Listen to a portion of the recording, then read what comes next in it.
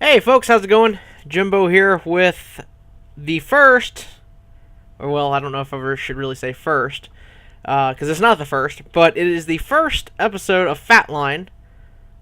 It's like Newsline, but a show with the Fat Man. In this type of format, I used to do Fatline on an internet radio show, or internet radio station, I should say. A couple years, about 2 years ago, a year and a half, 2 years ago, and the stuff was just too difficult. My program didn't want to work, so I stopped doing it. But I shouldn't have stopped doing it. I should have continued to do it. I'd probably be on episode God knows how long right now. But basically, what Fatline is, it's a pro wrestling news review, thoughts show. Also talk about comic books, TV shows, video games, the bread and butter of my channel, my YouTube channel, video games and wrestling, and comic books too, to an extent. Action figures. What cool action figures are coming out. So, yeah. So, I guess we'll just get right into things. Past yesterday, I watched the Championship Wrestling from Hollywood Red Carpet Rumble.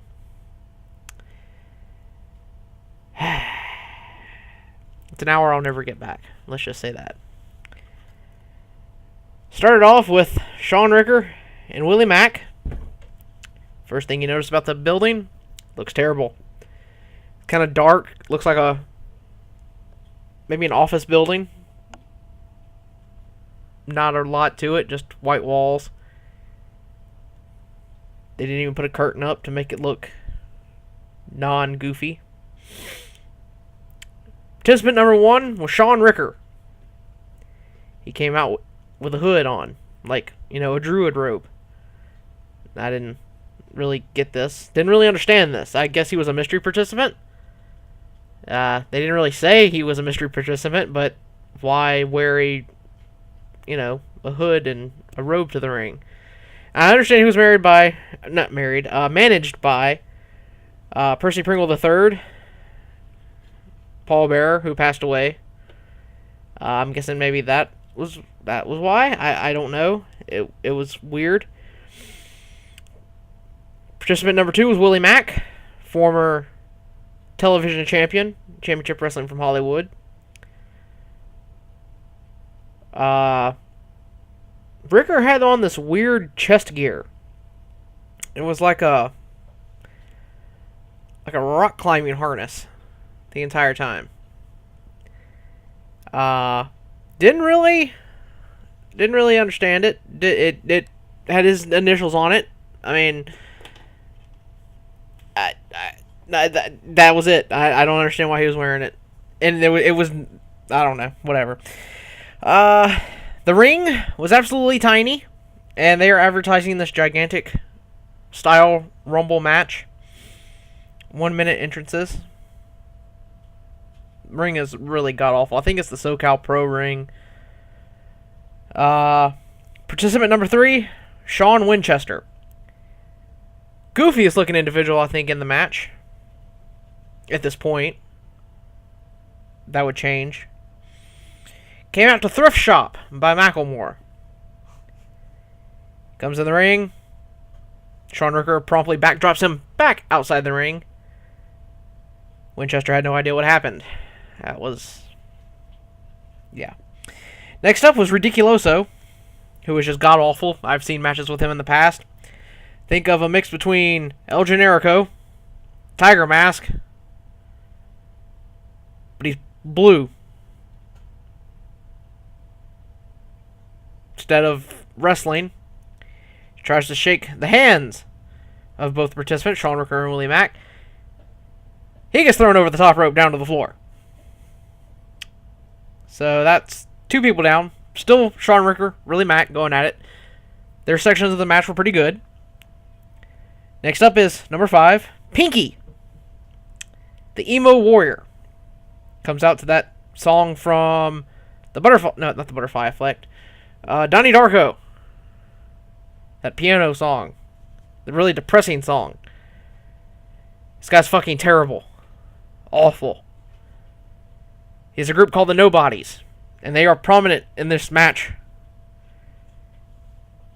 One thing I've noticed is that the ring sounds like it's going to fall apart anytime somebody runs into the ropes or into the turnbuckles. Pinky is giving back elbows to Sean Ricker and Willie Mack. It's shifting, like it's going from one side to the other. I'm yawning 7 minutes in. This match is boring. Nothing as good has happened. And I realized this at the beginning, but don't you think this should be, kind of started off hot? Get the people into it. Pinky doesn't last long. He gets thrown out by Ricker and Mack. Next up is Ryan Taylor. Terrible guy. I do not like him. I'm not a fan. Looks like his face didn't form all the way in the fetus. From now on, I'll be calling him Fetus Face because he is terrible. Again, the ring sounds like it's going to fall apart because there's more people in the ring now. Next up is Brian Weston, another member of the Nobodies. Comes out with this retarded-ass goofy smile. His physique is awful. Looks terrible. His feet look like they're 3 sizes too big for the rest of his body. When he comes out, he has this retarded smile on his face. And you find out that he's apparently... Pinky has apparently made him go nuts. I don't know. Next up is Johnny Yuma. Number 8. He's okay. He's indifferent. I'm indifferent on him. Next up is Pretty Peter Avalon at number 9. He's awesome. Really like him. He's him and him and Johnny Yuma have been feuding for a couple of months from the commentators. The reason why I do not watch the show regularly is because they do not upload to YouTube. They upload to blip.tv, which is a god-awful site. I don't understand why you would go to Blip to upload your content when nobody goes to Blip. It's YouTube. But that's Championship Wrestling from Hollywood for you. So, Pretty Peter Avalon and Yuma are feuding with the Rock Nest Monsters, who are heel in Championship Wrestling from Hollywood. They're going at it. Number 10 was Manimal. He's a manimal. He's a man who's acts like an animal. Like I said, this is Championship Wrestling from Hollywood, folks. This is why they suck. Next up, Ryan Taylor. Ryan Taylor's already in the match, I should say. Well, you know he's in the match because I already said that. He is doing nothing but chopping the shit out of people. He does literally nothing the entire time he's been in the ring except for chop people. Garbage. Next up is Nick Madrid, number 11. He goes after Brian Weston.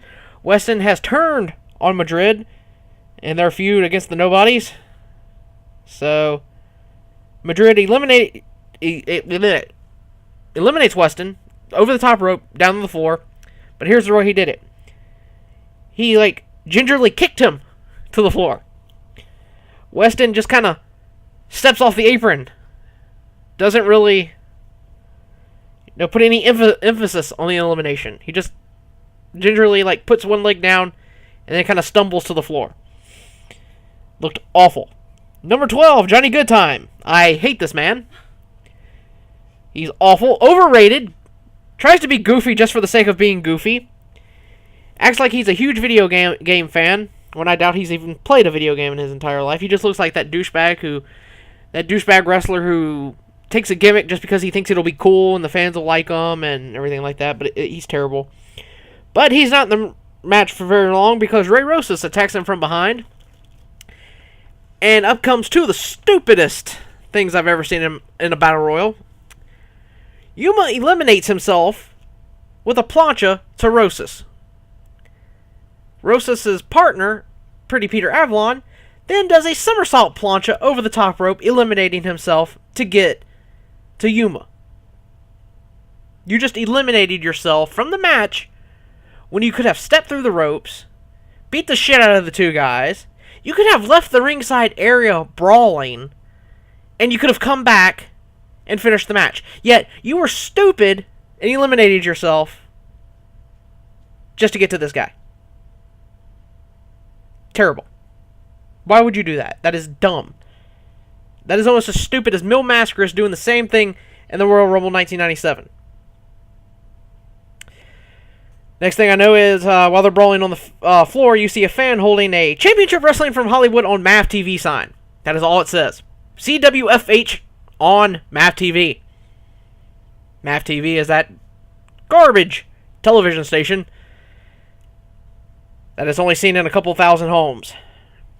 Championship Wrestling from Hollywood acts like they just got on CBS with this TV deal.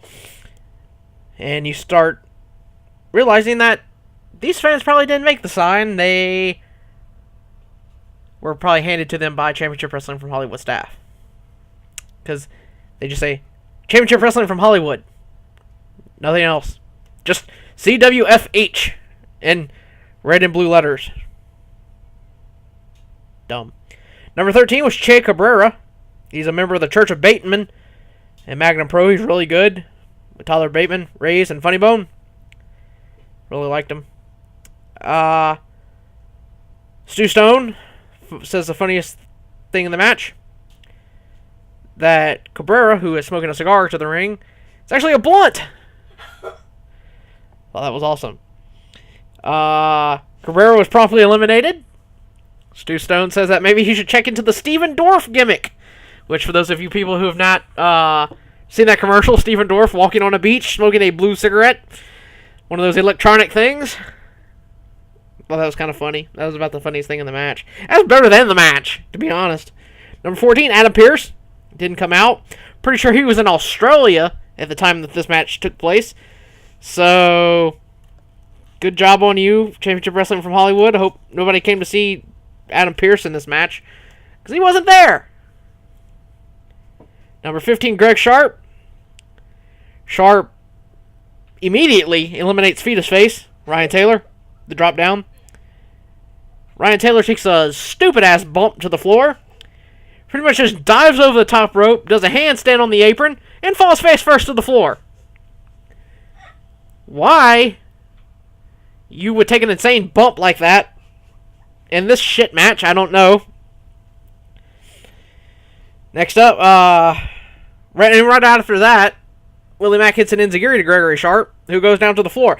I do not remember Gregory Sharp getting in the ring. From my notes here, it doesn't appear that he got into the ring. It looks like, I don't know, whatever happened. Ryan Taylor gets aggravated. Attacks Sharp. Some more crappy signs are in the crowd. Championship Wrestling from Hollywood. Garbage. Next up is Kevin Douglas, former NWA Junior Heavyweight Champion from Texas. I doubt he flew himself in. Well, he might have. I don't know. I doubt Championship Wrestling from Hollywood flew him in. If they did, they wasted money. Wrestles with a cape on. He quite possibly has the biggest ears ever on a professional wrestler. Calls himself the modern day warrior. Hope he doesn't blow his brains out like Kerry Von Erich, who also called himself the modern day warrior. At least he doesn't call himself the tornado. Sean Ricker still going strong. And you can tell by the way they're putting him over on commentary that he is the star of the match. Willie Mack, not so much when he should be. Number 18 is Eric Cross, coming out looking like a mini David Marquez. They say he has a madman hairdo.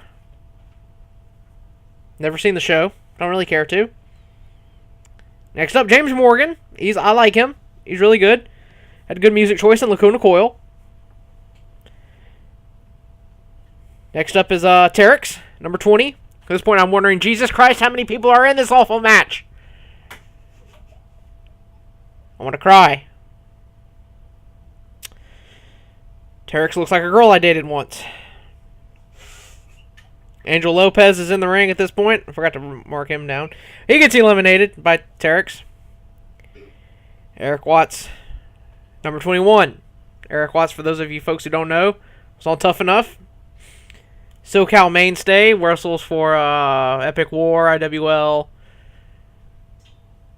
Wrestled at the last IWL show. Maybe he almost have an aneurysm. He did an injury angle with Terex. Terex destroyed him with like 6 splashes. And if you've ever seen Terex, he's like a 500-pound fat man who wrestles without a shirt on, leather shorts. It's as awful as it sounds. Body splash Watts like 6 times. They stretcher Watts out, act like he's done for. Right when he gets to the back, Watts gets on Twitter and starts talking about the Los Angeles Lakers. Not even mentioning the angle he just did. No wonder you weren't signed by the WWE. You idiot! Nick Madrid is eliminated by the Manimal and Kevin Douglas. Number 22, Blake Fox comes to the ring. Where's the lucha mask? No explanation is given as to why he's masked, other than that he's from the future. I don't know. 32 minutes in at this point that Blake Fox enters, and this match is getting really fucking tedious. Just want it to be over with. Nothing is happening. Just a bunch of weak hitting, slapping, chopping. Nothing. Number 23, Jarrett Matthews. I hate this guy. He's shit, garbage, should not be wrestling. He had a 1-year title reign with the Mach 1 heavyweight title. He had 1 defense. Mach 1 acted like he had just beaten John Cena when he won that belt. Number 24 was Big Duke from The Experience. I like him. He's really good. SoCal Pro Heavyweight Champion, Tag Champion. Should be getting a lot more bookings than he does. Number 25, the overrated and annoying Scorpio Sky. If you follow him on Twitter, you know why he's annoying. Kevin Steen does not like this guy too much. Threw a hissy fit over a SoCal Uncensored Wrestler of the Year poll because Kevin Steen won.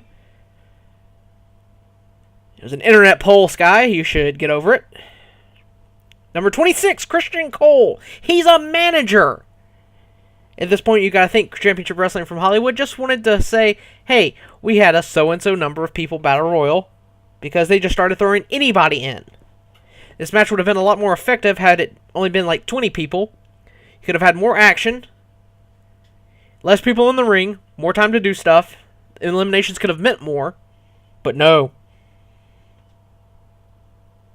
Christian Cole gets in the ring. Everybody jumps on Big Duke, Scorpio Sky, and Cole. Yet nothing happens. They just jump them. And then they go back to acting like they're not even there. Number 27, SoCal Crazy. He's decent. Nothing to write home about, but he's okay. I've seen him have some good matches.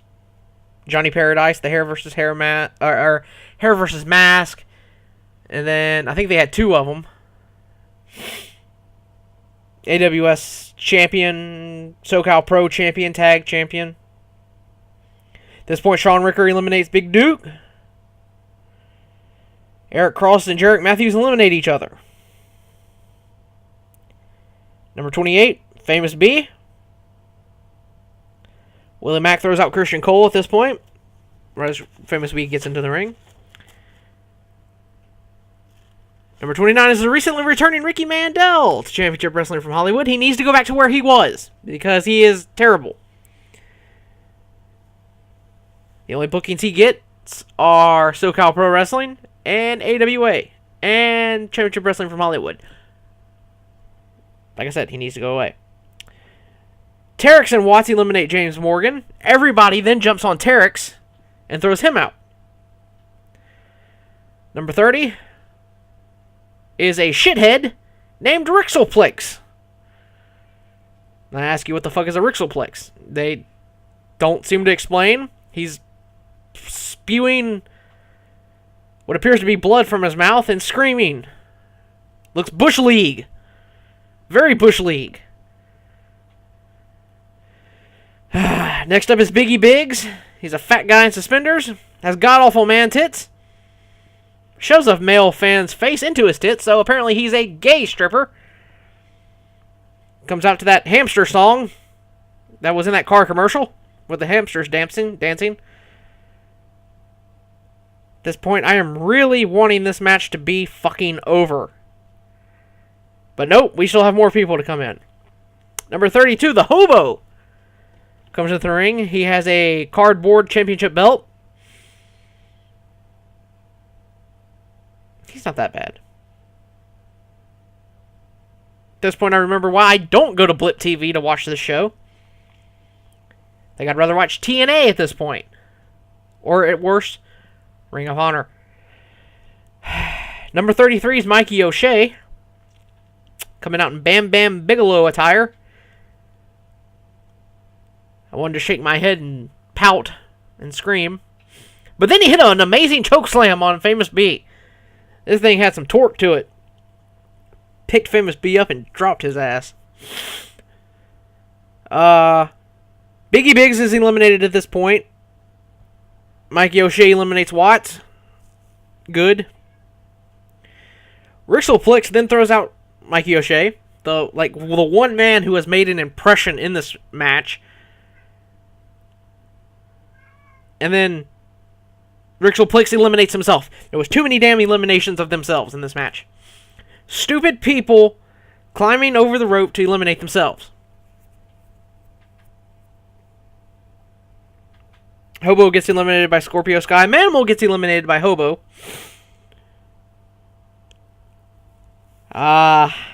Ricker hits a buckle bomb on Kevin Douglas. And then is met with a clothesline by Willie Mack. He goes down, out to the floor. Final four are Ricky Mandel, Willie Mack, Sean Ricker, and Scorpio Sky. It is then, at this point, they tell us that the last two people will have a one-on-one match. This match has been going on for almost an hour now, and they are just now mentioning the fact that the last two people will have a one-on-one match. Thank you for telling me that. I appreciate that. Mac throws Sky over the ropes, and Scorpio hangs on with his, he's hanging on to the top rope. And in probably one of the best spots of the match, Willie Mack starts tickling Scorpio Sky. That was kind of awesome, I gotta say. Ricky Mandel gets eliminated by Willie Mack. Willie Mack gets eliminated by Scorpio Sky. The final two are Sky versus Ricker, which they will now announce that it is a one-on-one match for the Hollywood Heritage title. What Hollywood has to do with pro wrestling and why there has to be a heritage title for it, I don't know. Could have just been called the Championship Wrestling from Hollywood Heavyweight title, or the Championship Wrestling from Hollywood Heritage title. But no, it's called the Hollywood Heritage title. Stupid. Don't like it. Garbage. Poop. Shit. Balls. They wrestled for all of 45 seconds. Sky hits a crossbody onto Ricker. Ricker rolls into it, picks him up, hits an air raid crash for the win and the title. Sean Ricker is your first Hollywood Heritage Champion. Ugh. And then, to make matters worse, I believe at the next TV taping, yes, there was another TV taping after this, Scorpio Sky then challenges Ricker to a loser leaves Championship Wrestling from Hollywood match and wins the title. At this point, they knew Ricker was leaving for the WWE, so why even do the Battle Royal? Or, well, okay, do the Battle Royal, but why, in the God's green earth, would you put the belt on Ricker just to put it on Sky, the man he beat for the title, an hour earlier? You'd put it on him. Why? That is stupid. That is awful booking, and it is no wonder why people take this show seriously. It's garbage.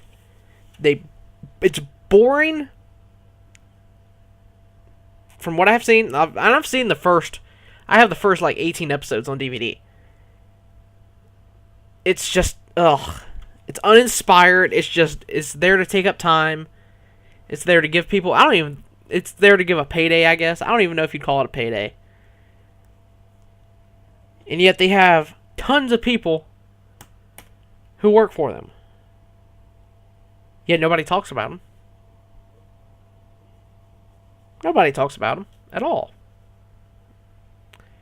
And yet they have a good TV deal. They've got a TV deal with KJLA or KTLA or whatever that station is. And it's the station that threw that awful New Year's Eve party. Where the one where Adam Pearce beat the shit out of some drunk guy on stage. Just, ugh. Terrible. I don't even know why. I really wanted the hour back after I watched it. Now, moving on. TCW, Traditional Championship Wrestling, their newest TV show was uploaded last Monday. Show 1321. I'm not sure how I'm not sure why they label their shows like this, but they do it like, 10 dash whatever. 13-21. It's not the 13th. It's not the 21st episode of the 13th season, I can tell you that. Well, they have been around for a little while. I didn't realize that they've been around for so long. Apparently, they were Mid-South Wrestling from Fort Smith, Arkansas, before they changed to Traditional Championship Wrestling. If you don't know anything about TCW, they are owned by a legit millionaire. Matt Riviera is his name. He's pretty good. Can't complain. It's a good show. He was a millionaire matchmaker a couple months ago. I don't think anything ever really came of that. He was also on some VH1 reality show. They just got a TV deal on Cox Sports Television. And what sucks about that is I just got rid of Cox for AT&T. Starting to regret that decision, because it would have been shown here in Louisiana. Show started off with Rich Rude, who is a heel manager for the team of Genetic Perfection. About 2 weeks ago, he lost a loser wears a dress match. His guy, Alan Steele, lost to former tag partner, Mr. Saturday Night, Michael Berry. At this point, 2 weeks now, Rich is still wearing a dress. He could have gotten rid of it by now. He's starting to enjoy it, though. Thinks he looks good while wearing a dress. Alan Steele comes in and questions him, asks him what the hell's going on. Richards kind of dismisses him. Says he can do it because he wants to prove that it's not going to bother him to wear a dress. He doesn't care what the people think of him. Brett Barnes, Alan Steele's new tag team partner in Genetic Perfection, comes out from taking a dump. Doesn't wash his hands. It's gross. Very nasty. TCW has a new show opening, which, right when you see the show opening, you realize that they are above and beyond Ring of Honor, who is owned by a television station. The graphics, let alone put Ring of Honor to shame.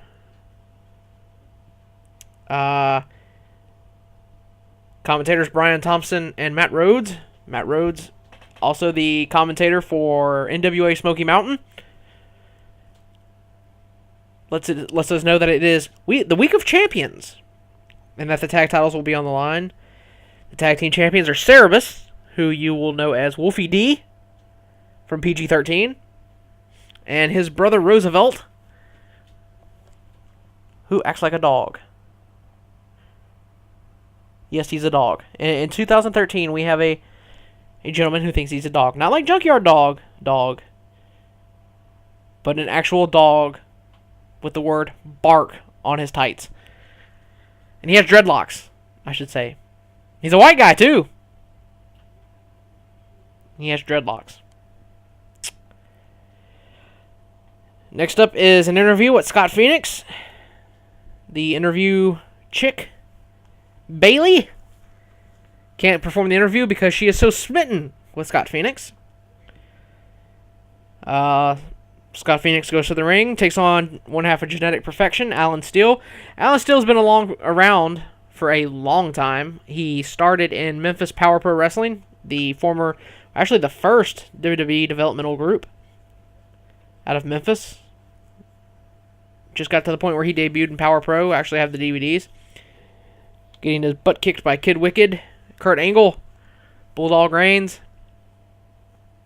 He's actually morphed into a really good wrestler at this point in time, 2012, 13. Made his debut in TCW in 2012.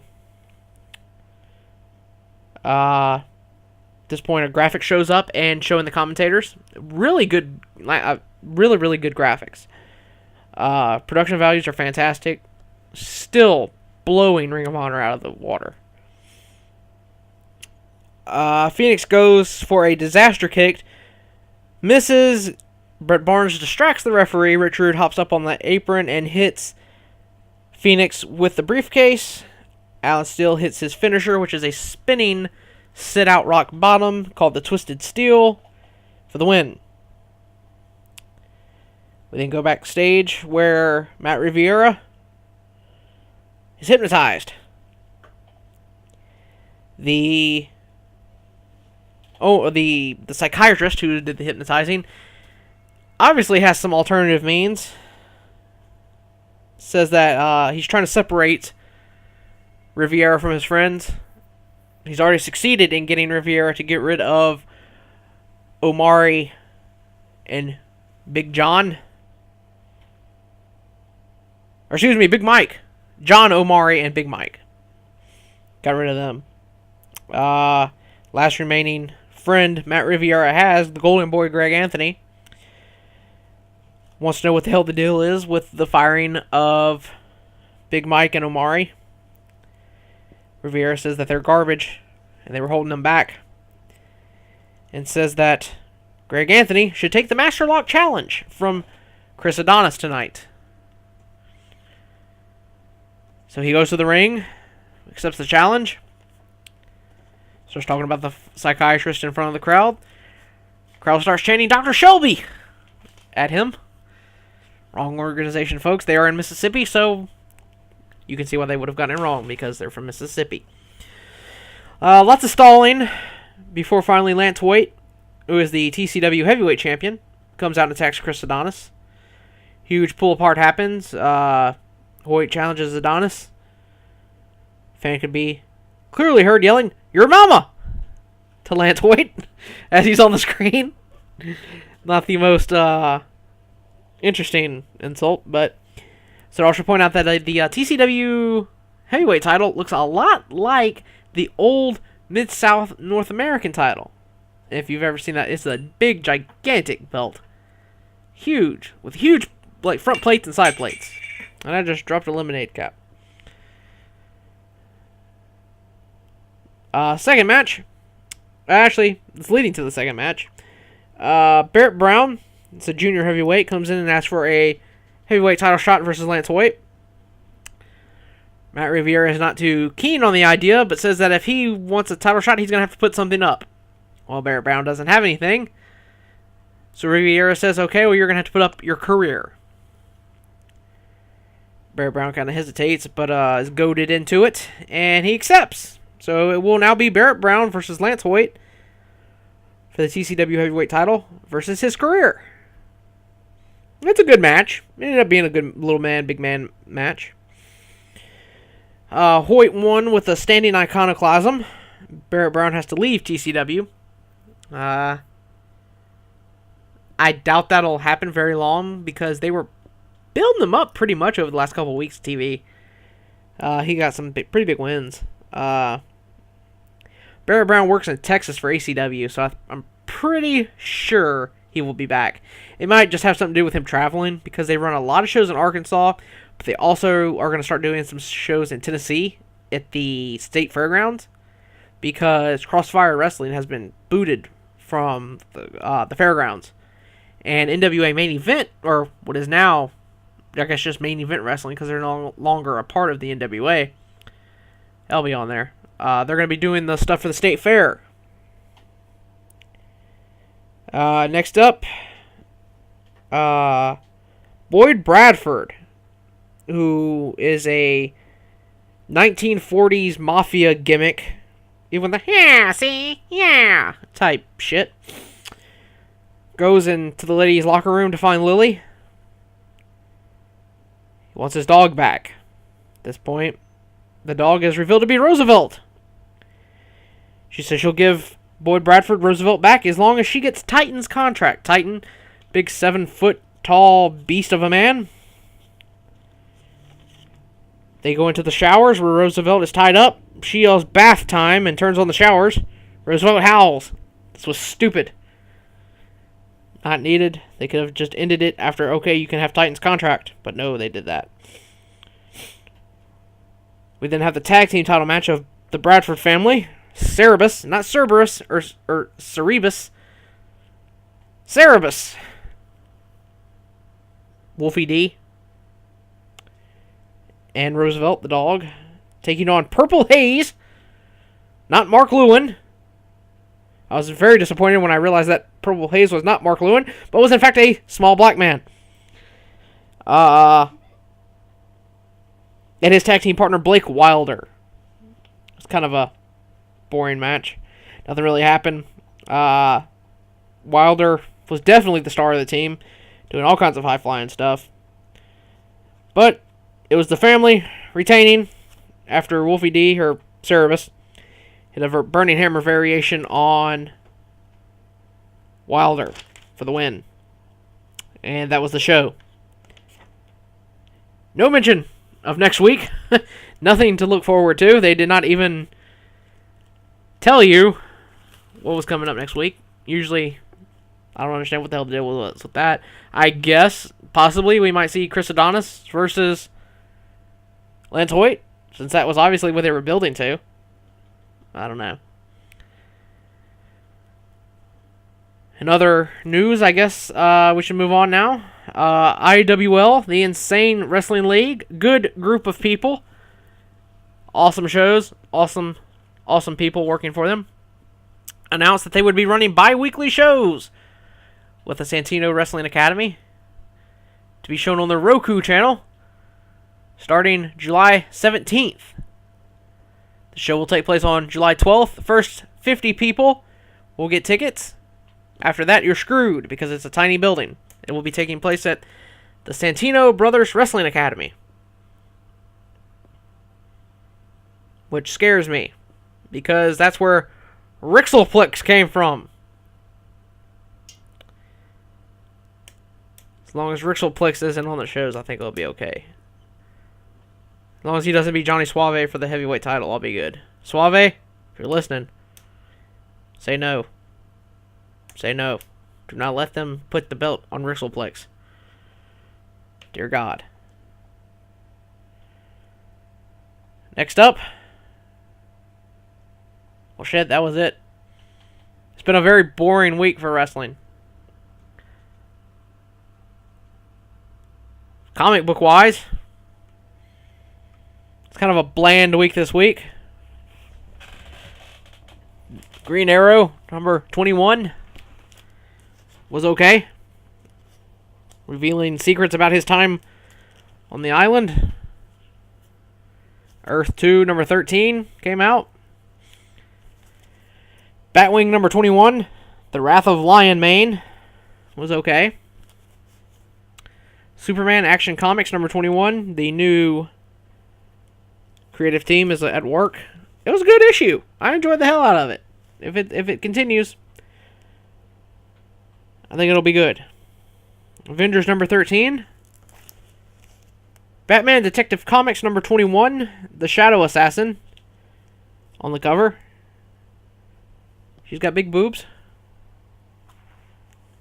Next up, Superior Spider-Man number 11. I hate this book. If you watch my comic videos every Wednesday, you know that I am not a fan of this book and that it has gone down the shitter ever since they got rid of Peter Parker.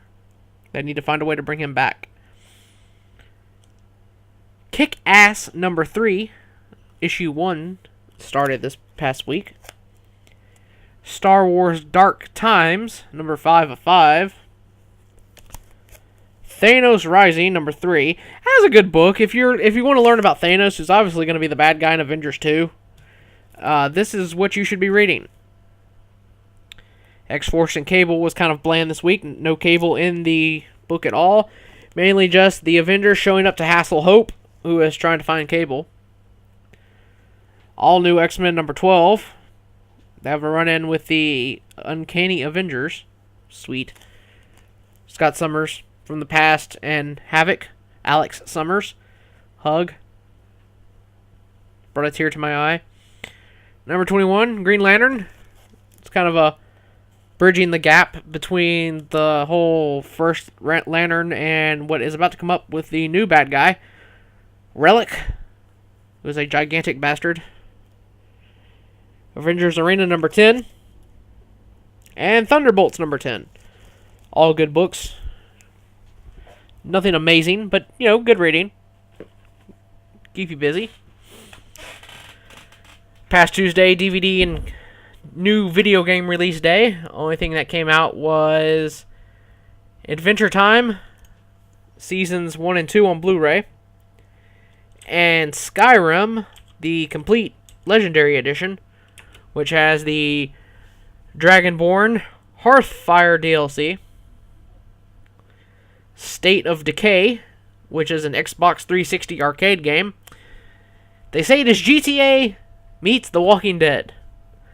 I have to call bullshit on that. Nothing at all about that game says GTA meets Walking Dead. So far, all I've done is walk around with a box all I've done is walk around digging through boxes and hitting people upside the head with a branch. Yes, a branch. On the PSN store, we have The Warriors, which is one of my favoriteest games ever, made by Rockstar, in 2003. It's just now got put on the PSN. Purchased it, played it. Plays a little bit faster than I remember, but that's because the PS3 kind of is faster than everybody. So, if you run like the Flash. And it's like that on every single PS2 game I've ever played on the PSN store. Look for a walkthrough of it. I've already got the first 2 parts. If AT&T internet wouldn't be so awful, I could probably upload it faster. Have to upload at the dead of night, 2, 3 a.m., because that's the fastest time I have the best speeds. Sucks. Coming up this week, on the PS3, we've got Tekken Revolution. Why we need another Tekken game, I don't know. Big release on Friday, the 14th of June. My birthday. So if you want to send me stuff, go ahead. The Last of Us, which is Naughty Dog's big release. Post-apocalyptic United States. But a man and his daughter trying to survive. Looks like a good harrowing tale. Got it reserved. Be my birthday present. 6/25, we have the Best of the PlayStation Network Volume 1, which I understand is just a collection of games on the PlayStation Network. I guess for people who don't want to buy stuff, they go and get it off of there. Looks like it comes with 4 games called When Vikings Attack, Sound Shapes, Tokyo Jungle, and Fat Princess. Also reminds me of a girl I used to date. Because she was fat. Borderlands 2 DLC, Tiny Tina's Assault on the Dragon Keep. Deadpool, which Deadpool is really starting to scare me because nothing has come out about this game whatsoever. I don't know what the hell the deal is with that. There's no, aside from the 2 or 3 trailers, that's it. Ride to Hell Retribution. What the hell is Ride to Hell? Let's check that out. Let's see what this is here. Ride to Hell Retribution is a modern action-adventure game published by Deep Silver. What the hell?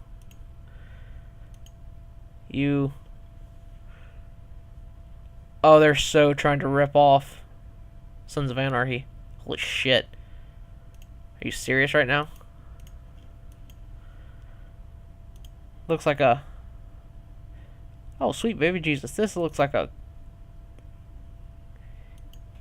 It is a ripoff of Sons of Anarchy.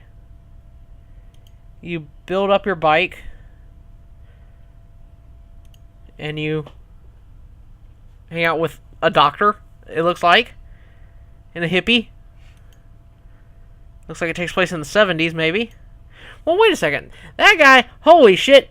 There's this fat guy with a ZZ Top beard. He's quite hairy. He has a pot belly, and he has a tattoo on his stomach that says Moby Dick. I think I might buy this game just for that. Wow. What the fuck? Yikes. Payday 2 has been released for August 13th. That's going to be fun. Smurfs 2 on PlayStation. That's pretty much everything for the PlayStation. What's on the Xbox? Same thing. Yeah, there's nothing coming out. Yeah. That's it. Kind of a boring week for a lot of things. Gonna be doing some playthroughs here. Got some Mass Effect to upload. Warriors. Skyrim, maybe. So I got a lot of things I'm gonna upload. If you want to send me stuff to review, by all means, please do it. Just find me at Bourbonjimbo on Twitter. If you want to email me, jikerd, IKERD, at gmail.com. Probably won't last long on that email address. I'll probably make one for Fatline. You can go to officialfatline.blogger.com for my official Fatline blog. So yes. Hope you've all enjoyed this first edition of Fatline here. It'll be up on an actual podcasting site next week, hopefully, if they will get back to me. As a matter of fact, let's check it. Let's see if they verified my account here. If not, I'm going to tell you people not to go and deal with these people. Nope. Alright, do not deal with ourmedia.org. I registered an account with them yesterday, 2 days ago now. They have yet to verify my account. I'm just going to cancel that and go to somebody else. Bastards. So, alright, folks. Well, thanks for listening to this first edition of Fatline. Hope you've all enjoyed it.